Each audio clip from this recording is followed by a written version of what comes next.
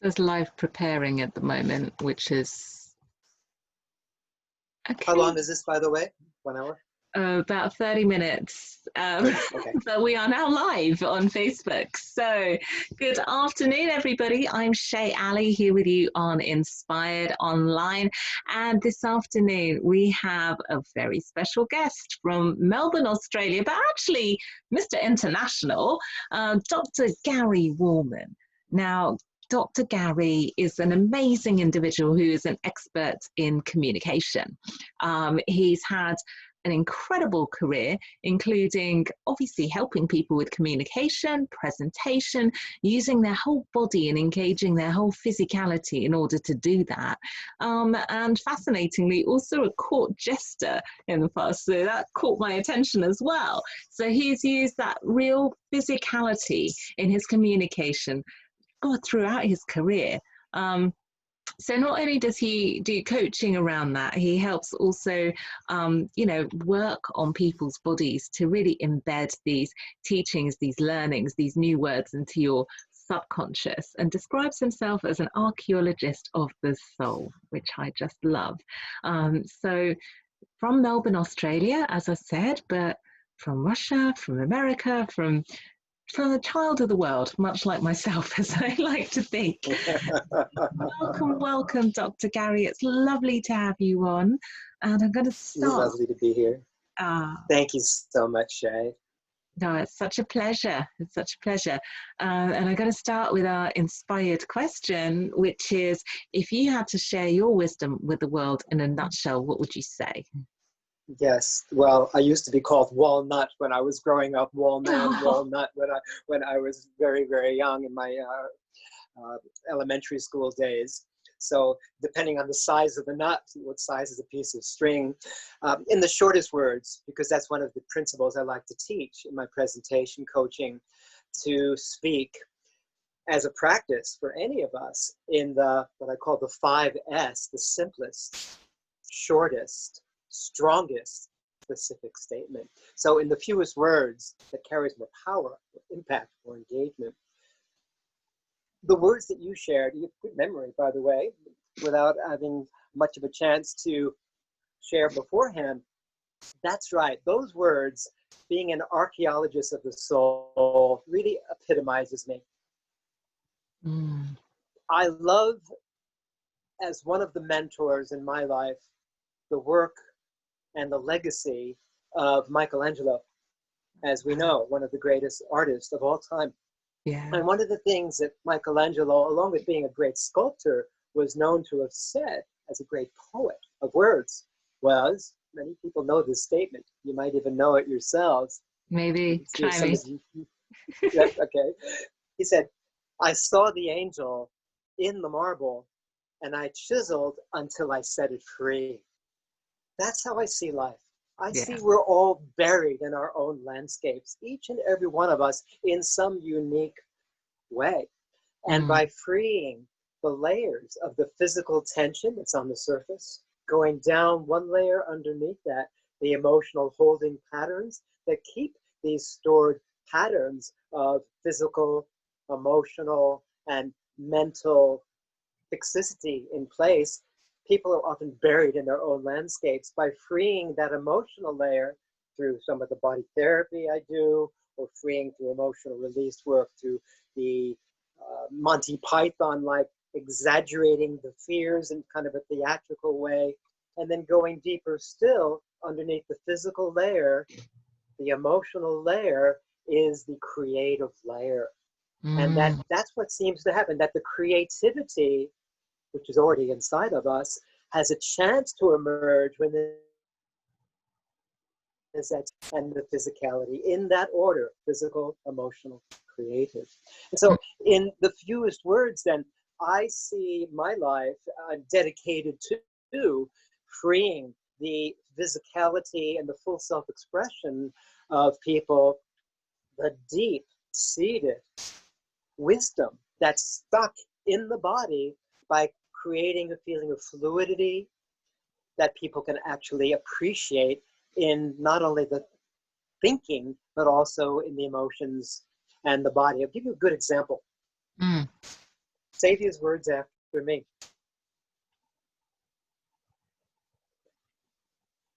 The more I trust The more I trust what I deeply know. what I deeply know. Maybe I should do the actions as Yeah, well. you can do your own gestures. That's right. The more I trust what I deeply know. And you who are watching, it'd be good if you practice this too. I can almost see you and hear you.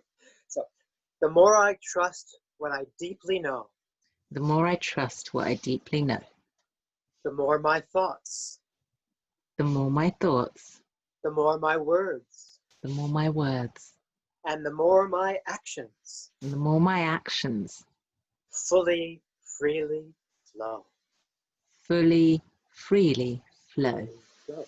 And I said that in rhyme very consciously, because if we can put something in a ritualized context that's fun, that's engaging, it doesn't have to be hard worked, then it sets up a staging for the mage and the sage to come out of our cage, to turn a new page, to open a stage that awakens our deepest wisdom to flow. So I often have people get into this state before making a presentation, whether it's saying these words in the mirror for themselves, writing it down, singing it, shouting it, whispering it, doing it in mime. And by doing so, it's easy for me to reach you with my, becomes an embodiment of getting into the zone. So then what I have to say on stage absolutely flows because I've set it in motion in my inner core. That's probably the best example of what I can tell you in the fewest words of what I stand for. It's beautiful, and actually just watching you is really engaging. It's just making me smile watching the body language, the energy. It's really, really cool. So I'm really enjoying, as a side note, what's happened to all of us is we've been forced into lockdown. Here in Melbourne, we've been forced into our second lockdown. And yes. one of the things I'm really appreciating about this Zoom world that we're zooming into, this online intimacy that's emerging. A recent conversation I heard from a Swami on YouTube. He said, it's not less than being face to face or being in the physical presence of another person. It's just another way Yeah. in this online portal of sharing consciousness. And that's what we are. We are consciousness having a human experience. And so with that in mind, I'm loving, as I'm speaking to you, watching my own gestures, deliberately making pictures of what I'm saying. It's what I teach anyway, but now I can see it even better because I'm seeing it coming back at me. So this online world has opened a portal of intimacy that's allowing us to go even deeper connection than we even thought we could before. I love this opportunity. That's a beautiful reframe as well. You know, some people, I was just having a conversation yesterday, in fact, about how people think, okay, you know, the old is, you know, missing, you know, our old life and stuff. And it's like, well, but there's gifts in the new life. You know, it's not going to go back to the old, but, you know, there's gifts that we can get from this. I'm going to ask you about the creativity because I was really fascinated by what you said about how the creativity lies underneath our emotional layer. Yeah. So, yes, right. I wanted to dig a bit deeper into how that works. The example that came to mind is Amy Winehouse. So, we probably heard of her. San Francisco. Yeah.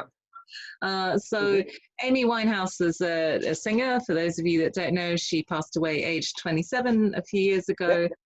And the songs that she wrote, I mean, her first album was called Frank, who I think was the name of her ex-boyfriend. And she was a troubled woman, but, you know, she really wore her heart on her sleeve. So underneath that emotional layer was that creativity. So with someone that hadn't dealt with the emotional stuff, how do you let that creativity flow? Yeah, my understanding about the creativity layer is that we, like Michelangelo said, are all angels within our own marble.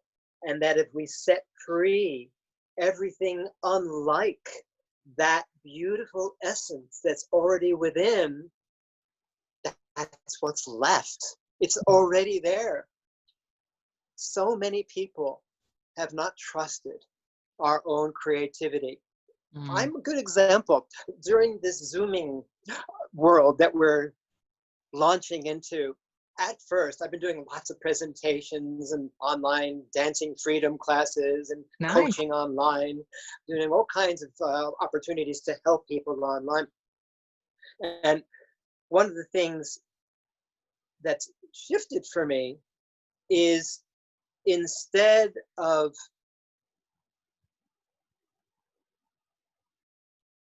I have to read my scripts, because first I had all these prepared wonderful things I've been collecting all my years to share on this online medium. And then after a while, on another wonderful online portal called Earth Elders and the Galactic Fire that I'm part of, 55,000 people now part of this amazing portal. People, Beautiful. wisdom luminaries from all over the world are sharing their gifts to turn this whole thing around, to illumine us ourselves to this new reality. And at first I was reading the scripts. And after a while, after doing this for about 5-6 weeks, and I realized that underneath my planned informationing is the wisdom of not knowing. By trusting the unknowing, there's a feeling of a greater freedom flowing. Let me give you another example of what I do in these body therapy sessions that will make this point and make more sense. When I work with the body, I'm deliberately lengthening the muscles, widening the muscles, giving more length to the exhalations, more room to let go and follow through, more width, inspiration, I mean that in every sense of the word, and I create more rotation in the joints, more choice of positions to perceive and express through. So naturally, when people have this experience of having hold themselves like this and that, they're not going to accept me, and I've got to act this way for my mother, and that teacher does this, and my boyfriend or girlfriend says that, people are walking around like these series of almost stick figures layered on top of each other to fit into people's vision of who they think they must be.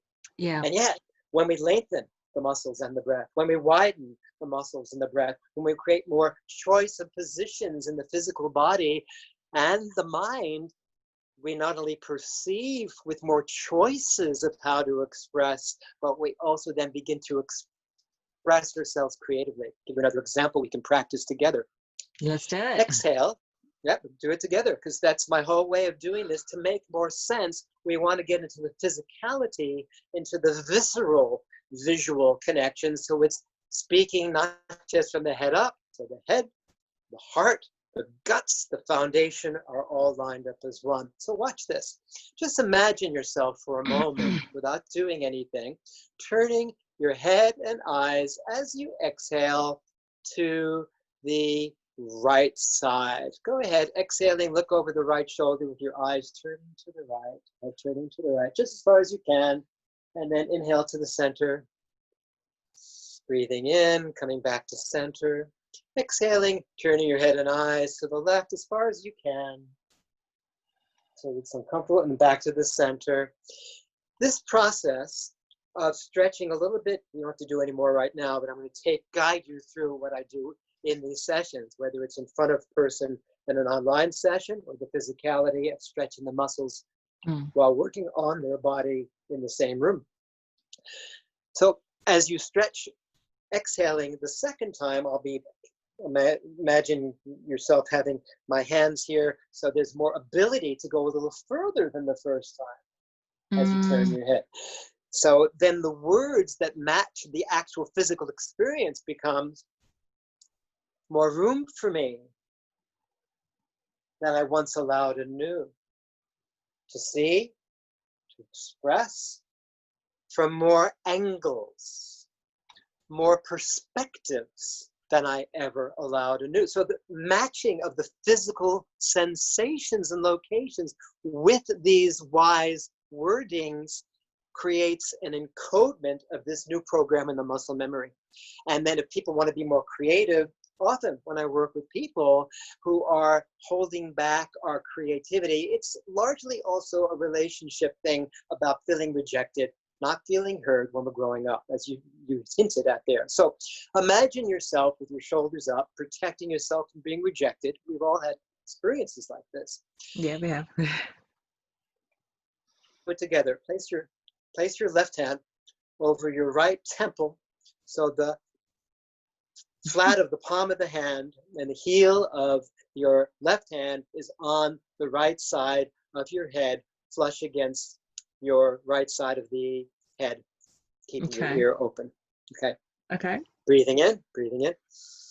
On the exhale, pull your left ear towards your left shoulder and your right shoulder in the opposite direction to the right hip. Exhale. Inhale, relax, back to the center. Exhale, go further. Now these words are to be spoken on the exhales. Exhaling, head goes one way, yep. Shoulder down the opposite way. Now watch this. Say this together and we'll notice how this works. Each time, exhaling, go further each time. My shoulder drops away. My shoulder drops away. Good. Inhale, relax. Exhale, go further. More room for me to trust. Say that after me. Right. More room for me to trust. Inhale, relax, back to center. Exhale the third time, going furthest. What I think. What I think. Speak. Do. Write. Sing. Sing. And say. Hip, hip.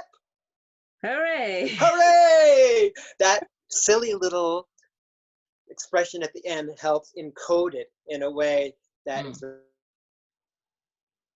very shake out the head. We always want to first stretch the side that's tighter, then the sides that's not so the side that's looser first because it's easier, then the side that's tighter second, because when Harry met Sally principle kicks in, I want what they're having, and it becomes easier. So this whole process of combining mental states in simple, whimsical phrases that are rhyming helps the person come from that place from now on. If someone's a writer, I'll have the word writing be in there when they're stretching. If they're a singer, if they want to develop their singing, I'll plant the word singing. So it's personal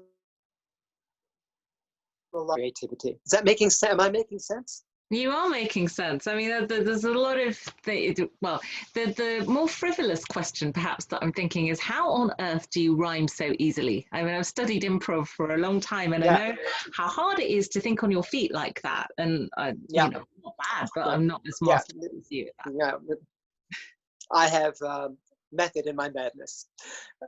Thank you, Shakespeare.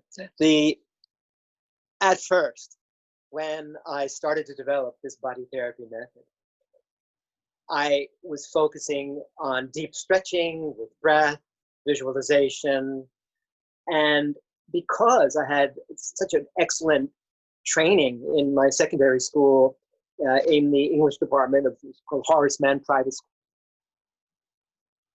School, in the excellent English department, I had a great appreciation for communication. And what started to happen, it was just at first natural, and I didn't think about it. I thought, this is interesting. When I freed the area, for example, we'll go to another area of the body that is on the upper torso around our chest and heart. Think about it.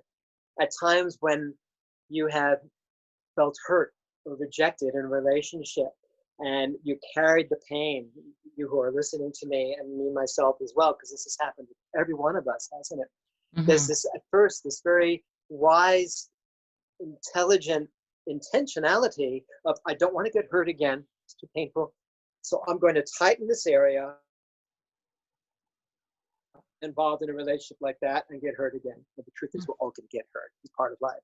And so in tightening this band, and tightening it and being afraid of the dark side of the pain, or that part of, naturally it's a part of life, we not only tighten from receiving, letting another come in, but we put a block from actually allowing goodness, inspiration, money, abundance, creativity, anything to come in that we would want in our relationship with ourselves. So, to answer your question, to stretch that area of the body while implanting this thought, watch what happens when you say these words after me as you just breathe into that upper body, imagining it opening. You can't feel me stretching it, but you can move the body a little in the upper torso, shoulders rotating, breathing in fully, picturing sunrise lifting as you breathe in.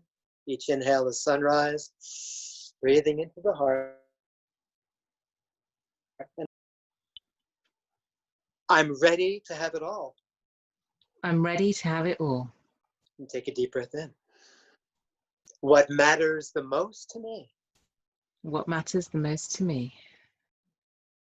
I allow. I allow. Now take a deep breath in, demonstrating that to be true with the physicality matching the words. I allow. I allow. I receive. Take a fuller breath in. I receive. I receive. Good. And I claim. And I claim. My greatest fulfillment.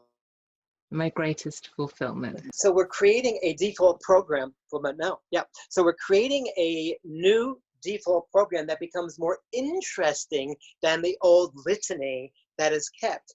That creativity, that emotional stored energy, and that physical tension in place all your life.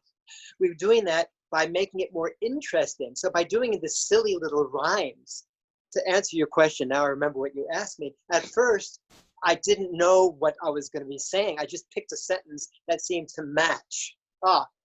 This is the area around the heart, more room for me to embrace my part. So I just picked it because I knew it would be efficient. Now I've been doing this for nearly 50 years. I'll be 69 in a few months. Wow. And these expressions now are like constellations of conversations that I don't even have to think about it anymore. I just feel what's happening in the area, and the rhyme is looking at me like I'm reading a blazing neon sign. I'm actually seeing the words. I don't even think about it. So the answer to your question is, how does someone rhyme when you have all this challenge? Just practicing it again and again by saying this 10,000 times. I don't have to think about it. It comes from my deepest unconscious. I know exactly what to say and help free a person in that moment. And the same thing happens with the presentation coaching. If someone has a moment where they have been frozen at a past moment with a teacher who said, shut up or be in your place, and we replay the moment, exaggerate the moment, but add a different ending, which is taking a stand to that teacher, where then we might say the words after me. I put my foot down with ease. I put my foot down with ease. What matters? What matters? What matters the most to me. Yeah, a fresh stand. A fresh stand. Of command. Of command. In my land. In my land. Now breathing in grand. So I'll do that in front of an audience with someone standing there or one-to-one in these online sessions. And in a moment, suddenly this rhyme has taken over the old litany of, it's not safe to be myself. I can't speak up. I'm afraid to put my foot down. And suddenly this becomes more interesting than the old pattern. And in so doing, that is what people return to as the new default program, instead of the repetitive pattern of, I can't remember my lines, I'm not really creative. That becomes the new default program. That takes over. Yeah. What is making sense to you in this conversation? I'm curious. Well, I actually, when you talked about that example, I went back to an old teacher of mine who was actually very, very mean. So mean that she got sacked ultimately. But yeah, there was an incident where, anyway, she said, who knows the Lord's Prayer? I was the only person in class that could recite the Lord's Prayer. And she said, no, you couldn't possibly, because you're just evil. Because I'd had an argument with this other boy. And I mean, like, as a 6-year-old child, that is not a cool thing to say.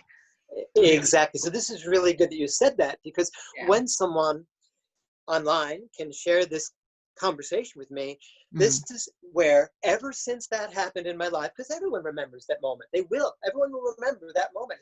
Ever since XYZ happened with this teacher, that father, that mother, that lover, that sister, that brother, that well-intentioned authority figure, I have not trusted my own authority, and I've been trying to please people ever since. I've not been in my own power. I say, great. Not great that that happened, but great that we can identify the condition. Now, let's hoponopono this. Oh my God, interesting. Because I went to, Let's I'm gonna hit the, I won't swear, but let's identify what in you can be. I'm sorry, please forgive me, love you, thank you, to that experience, not to the person who is vain, but to the holding pattern with all the compassion and empathy and love that you can have. And by addressing the pattern, not the person, the pattern that is there to be healed, the pattern, and maybe having a conversation. This is one of the exercises I like to practice with people. Put your two hands in front of each other. Have one hand be the you in your present state, the other one be the wounded child, or the one that's afraid to speak up. The one that's feeling challenged, let's have that one speak first. It's not safe for me to speak up. I was put down when I was really young. I can't do this. Have to be so do you concerned want me to about what repeat happened after you? before, but I'm still holding this up. So we create a new conversation, and the conversation leads to a feeling of, it's safe for me to share my wisdom with you. Yes, and you have my support. I'm with you instead of that mean teacher. Now the new phrasing becomes a new praising, and the telling becomes compelling and becomes welling. So it's swelling. So I love it. when I speak like this, the wisdoms come through even more easily when I trust the rhyme. The rhythms lead the sensibility that carries the creativity through. We all have this in us. We're all wired in a very similar way. Fascinating, isn't it? Absolutely. So we'll go back to something that you said at the beginning, and it's about, Michelangelo chipping away until the angel was free, but he could already see that angel. So, in us, how do we know when we're free? And in our lifetimes, do we ever become free? Is that essentially our life's work? It's our life's work. In an essence, just like the breathing patterns, we breathe in, we breathe out. We expand, we contract. We live that we have moments of awakening, we fall asleep, and then we awaken again. The way to continue is simply perfect practice. It's not about getting it right. It's about constant practice. And someone says, but I'm already working 9 to 5. I don't want to have something else I have to do. And so we shift that around. We do a pattern interrupt with that. And we say, it's joyful discipline. And then it's no longer a hardship to practice. It's safe for me to share my wisdom with you. It's an ongoing practice. And if you say that, and suddenly there's a tightness in the throat, let's say that until there's no tightness in the throat. So it becomes an ongoing, not daily practice, moment-to-moment practice to come to the most basic question and the most important question of all. Who am I? Who am I? And when we can come to that sense of understanding that who I truly art, who we truly are, is infinite consciousness having a human experience, then we can let go of trying to get it right or trying to hold on to this state that's not meant to be constant. It's meant to be that we get it, we lose it, we get it, we lose it. We're spirit, then we're human, and we go back to spirit. The story of existence. What a wonderful way of seeing ourselves beyond limitation in this finite form, to see the marriage of where what we think we want to continue forever has its own, it has to play itself out. And until something plays itself out, it's going to constantly repeat. Anyone that has a pattern of wounding in any particular way, of holding back, our wisdom, our truth. Every one of us is the same. We will repeat the patterns, the lessons with people and situations over and over again with bigger and bigger, more dramatic situations that happen until a person breaks down, and then the breakthrough often occurs then. And there's that moment of awakening and spaciousness and presence and beauty and gifts of creativity. And the song that comes out, it's very interesting.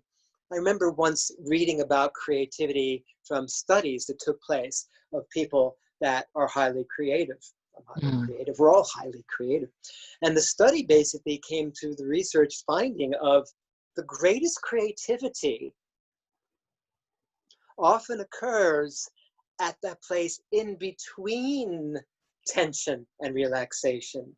It doesn't happen when we're just laying down, relaxed. It doesn't happen when we're stressed, but in that interplay between amping up and relaxing, in that moving between gears or descending, that's when spirit moves into matter. Spirit, mind, emotions, physicality. And it often happens in that step-down sequence through these physical bodies. That is our chief instruments of communication. Does that answer your question? Yeah, I think so. But it all obviously brings up other questions. Please. It made me think about, those times in life when you're at transition. And how do you make that easier? So transition could be, for example... You make a transition easy? Yeah. I want to stop kind of partying and I want to settle down. Or I'm going from teenager to now the working world in the 20s, in your 20s, okay. Or whatever it is. Sure. How do you use that? Good question.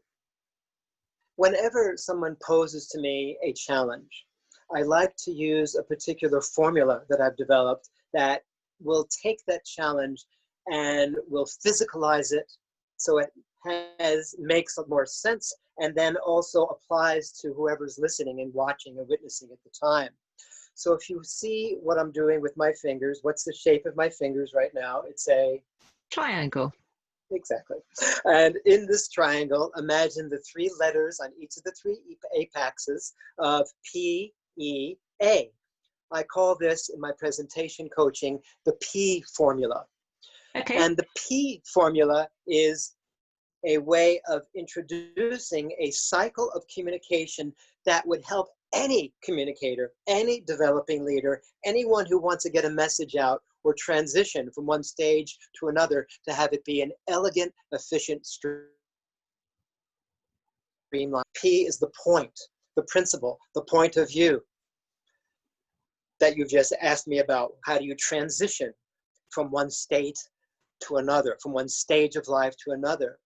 To answer the question, we need an example. You gave two examples. One is to shift from partying to another adult way of life, and the other, to step into an adult way of life from wherever you are. So there's two different but slightly similar connected examples. So the example is best described in ways that appeal to as many of the senses as possible. So let's say, using your example, that a person is used to partying all the time.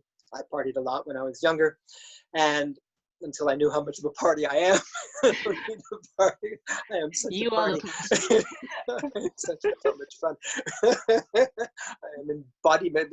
Probably having a parts party would be a good way to deal with this. Nice. So here having all the parts communicate with each other. So if I have been used to partying, drinking, doing whatever, losing balance, and then bearing the grunt and the bitterness of, oh God, I'll never do that again the next morning, and then doing that over and over, and going, wait a minute, I want to do more with my life than just chopping myself up and getting high and losing it. And this, I really have a gift for the world. What am I going to do? What am I going to do to shift? So I think it comes first to seeing what is keeping that pattern in place. I'm going to give you an example that just came to mind that happened when I was coaching a Cirque du Soleil performer at one stage who was staying at my house in Boston. He was the leading performer for one of the performances that was happening, Love Cirque du Soleil, beautiful, at the time. Yeah. And this particular man turned to me It's actually when I was driving him in the rain to go back to his train at the end of his staying with me for a week or two. And I utilized this process, and anyone can use this process. I can guide you through it if you'd like to work with it with me as well. That's Let's do fine. it. And I asked him, what happened that started this program? He said, the program I want to work with, that I really need some help with, is that I'm a key performer in this show. I'm one of the oldest of all the performers. And the role that I'm in is I'm getting a lot of audience participation, but I'm doing this thing, I'm shooting a gun down the cesspool or this toilet and all the big sounds, and it's disgusting. And I feel like at this stage of life, I want to be at a different stage. I don't want to just create sensual impact and get paid for that. I want to make a difference. I want to share what's in my wisdom, my warmth, my creativity. I'm at a different stage. So I asked him, what's keeping that pattern in place? Ooh, he had an aha moment. He said, oh my God, my girlfriend. I've been trying to please my girlfriend all these years by pushing myself down and trying to please her. So I wouldn't come out. I was acting in a way that I would please her and her view of who she thought I needed to be. Oh my God.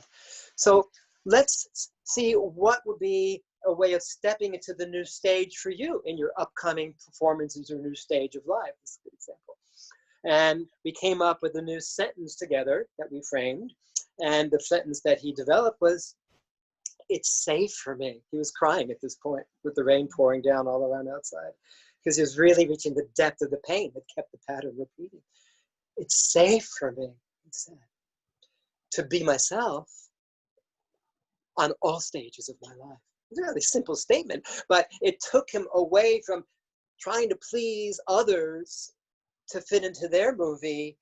And by authenticizing his self-talk, I had him sing it, shout it, whisper it, mime it.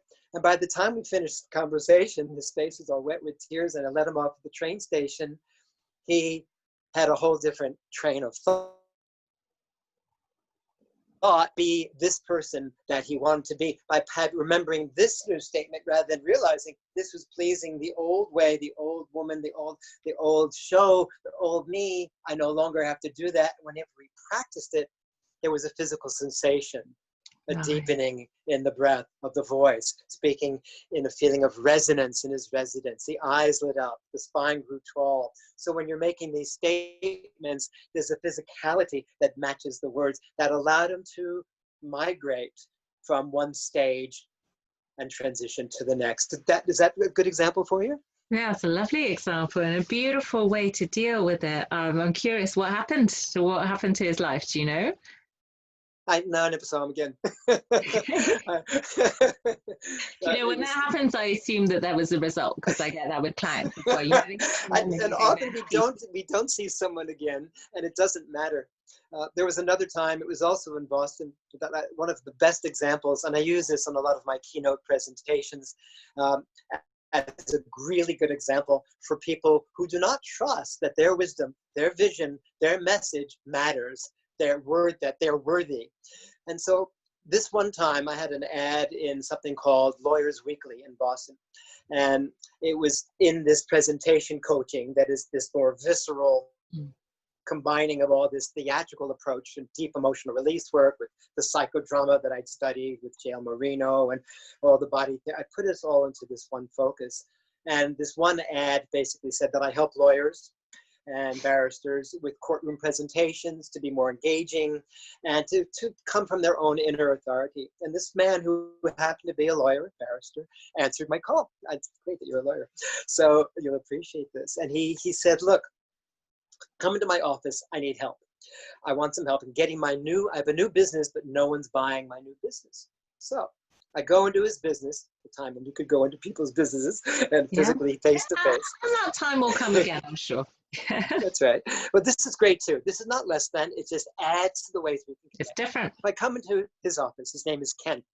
Yeah. He would be fine about me telling the story because I've shared this story probably hundreds of times. It's one of my best teaching stories. And I see this man in his office, this tall, athletic looking, really good looking guy. You'd think that who in the world's going to say no to him? I look at him, I say, what in the world is in the way when you ask people to get involved in your new estate planning business? And okay. he looked at me, and because I've had this training in psychodrama and all this emotional release work and the transpersonal elements of getting to the core of where people are stuck, he came up very quickly, very swiftly, as people do, feeling safe. He said, oh my goodness, my father. My father was a very successful businessman, he said. And in my younger days when I was growing up, I remember one day when I was a kid, he said, when my dad was showing me, son, this is the way to paint your father's boat. Do it just like me, and you'll be okay. And his eyes were wet with tears at that time when he realized the pain underneath what's kept this pattern of pain in place of not being able to really get what he wants because he couldn't quite ask for it because he wasn't fully believing it. So I said, Ken, come, just made this up in the moment, as I often do. Come stand in back of yourself for a moment. Imagine yourself as you listening, or imagine yourself standing in back of yourself as your unconditionally loving and supporting, unconditionally empowering self. And imagine that higher self speaking to this wounded self, saying to you what it is you need to know so you can share your message and have people come into this new estate planning business, and you can really, really prosper with it. So he said, okay, well, I love people, I'm really creative, and I like finding ways to get through conflict, to move through difficult situations. And I thought, well, that was interesting, but like we said at the beginning of this conversation, it wasn't 5S enough for me. It wasn't the simplest, shortest, strongest, specific statement. So I asked him to shorten it to the simplest, shortest, strongest statement. And he came up with these words without thinking about it. Who I am is worthy. What I say has value. And people are attracted to invest in me, my products, my services. And that had a real zing and a ring to it. Yeah. He sang it. He shouted it. Whispered it. He did it in mime. He did it in gibberish until it becomes so much an embodiment that that's what I asked him to practice before he got on the phone, to get into the zone. What do you suppose happened with his business? Flourished, I would imagine. It took off. It just took off. Yeah. I told this story for 10, 15 years after I moved to Australia. And I thought I better check in with this guy because I've been talking about him a long time without ever having talked with him again. Ken, this is Gary Wohlman. I'm back in the East Coast. I'm living with my parents in New York City. Just wanting to check in. I've been telling you the story about what happened with you years ago. Tell me, had that had any lasting effect? He said, Gary Wohlman, that turned my whole life around. Powerful tools I've ever known. So sometimes we do hear from someone again, and we hear, sometimes it comes through other people, the benefit that launches this conversation through all people who are able to join us in this conversation. What a gift, what an opportunity. Deeply grateful to share this with you. Oh, thank you so much for your time today. It's been absolutely fascinating. I'm wondering if you have any final thoughts that you'd like to share with our audience today.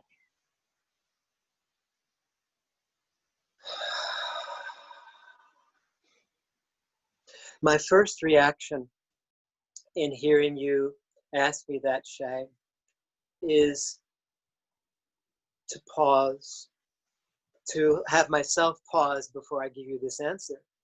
Because when we trust, when I trust, when you trust the sacred power of pause, it allows us, it allows me, it allows you to practice feeling the deep-seated sensations and locations and messagings from our unconscious, of which our muscles and our every body murmuring messages to the subconscious and conscious mind. So by willing, take a deep breath in, to feel the inspiration and the presence and the pleasance of the spaciousness. All the things we've been seeking, which are already inside, come instantly out. It allows us to move through the skid by trusting the unknown. Out comes the most wise, warm, wonderful waves of conversation that connect us to our deepest calling. And then our telling truly becomes compelling. That's the one message that I would like to leave you with, that indeed what we've been seeking is within us already. The fruit is within the seed. And by taking time to go a bit slower, to pause, out comes all what we've buried underneath, the physical tensions, the emotional stored energy, and the creative gifts of expression that connects us all. The gifts of us all being an angel buried within our own marble. At once bound, now bound to release. Bless us all. Bless you. So how do this beautiful audience get in touch with you if they'd like to find out a little bit more or work with you? Yes, thank you. Yes, I'm happy to do that. The easiest way is to find me through the online portals. You see my name in the Facebook live here, and for anyone who visits from the future, you'll see Gary Wohlman. You can Facebook friend me, Gary Wohlman. I also have a Facebook page that's also the same name as my website, which would be very interesting for you to access, because if you like the Facebook page, you will receive videos, audios, for you to bring your voice and message out into the world as you dream possible, and show you tools to do that. So the name of that website and the Facebook page for you to like is My Presentation Doctor, all spelled out, My Presentation Doctor, Facebook page and website. From those places, there's many more ways we can engage, through Zoom coaching calls, through my Dancing Freedom online classes, and I'm on a variety of amazing websites and portals that are reaching thousands of people to turn our lives around individually and collectively to create a new narrative. So these are the ways you can reach me, and I'll send you this in print so those can also see it later and easily access the right spelling. So what we share becomes, our telling becomes compelling and swelling for all of us. Yes. Beautiful. That's how you can reach me. Beautiful. Thank you so much for your time today. It's been such a joy and a pleasure to connect with you. And with you. Please take care of yourself, and let's, fingers crossed, praise for Melbourne, we get out of lockdown soon. And well, we're setting the stage for the sage and mage to come out of the cage. So here we are in the cage, and perhaps through our example, we will provide some cool new ways of accessing this new cocooning state through which we can all come out a better version of who we are than where we were before. That's my vision for all of us. Indeed. Awake, awake, open the door, remember what we came here for. Thanks very much. Lots of love. Thank you. Bless you.